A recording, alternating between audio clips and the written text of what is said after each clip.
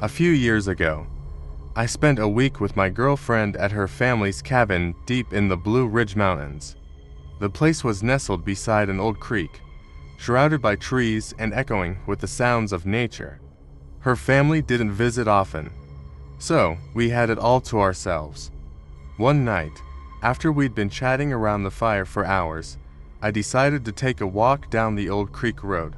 The night was unusually quiet, the woods pressing in with a silence I'd never felt before. I grabbed my flashlight and called out that I'd be back shortly.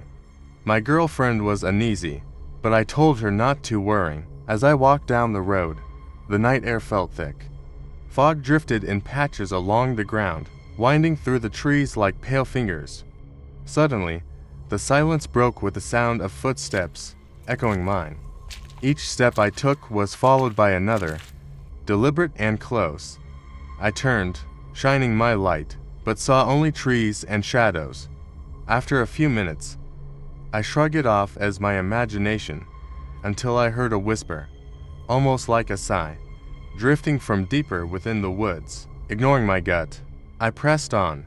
The fog thickened, and my light barely cut through it. The footsteps returned, but they were closer now, nearly overlapping with mine. "Hello," I called out, but my voice was swallowed by the mist. Then, just ahead, I saw a figure, an impossibly tall, dark silhouette with hollowed eyes that gleamed in the faint light. I stumbled backward, my heart racing, and the figure stepped toward me, closer with each heartbeat. I bolted, sprinting back to the cabin, feeling the cold breath of something behind me, brushing the back of my neck. When I finally reached the door and slammed it shut, I risked a glance outside. There it was, standing at the edge of the tree line, staring. I spent the rest of the night watching through the window, but it never moved, just waited there, hollow eyes staring through the fog.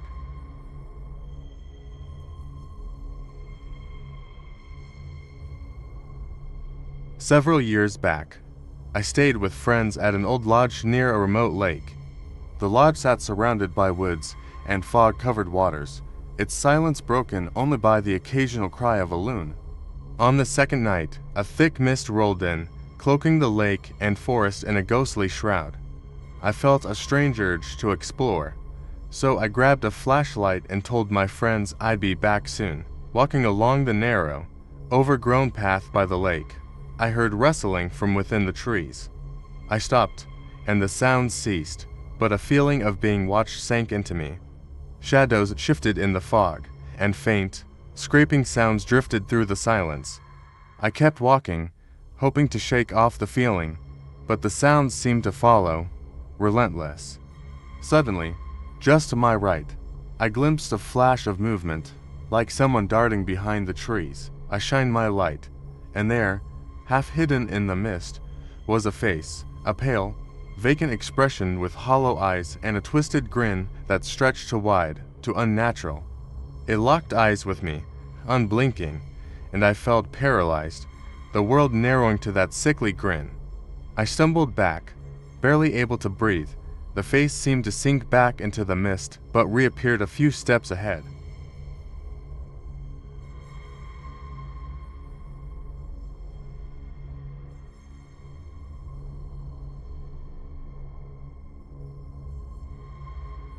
It was one of those foggy evenings in mid-autumn. I took a late-night walk down 5th Street, a narrow, abandoned stretch of old town buildings and empty storefronts. The fog rolled in thick that evening, a heavy soupy mist blanketing the street. I could hardly see past a few feet in front of me, but I did not stop, and my footsteps echoed off the walls. I had recently relocated to town and was not yet familiar with the area. 5th Street was supposed to be quite a shortcut back to my apartment, but the deeper into the fog I walked, the atmosphere shifted. It grew colder, the air thick with an unsettling silence, broken only by the faint shuffle of feet. I turned, but no one was there.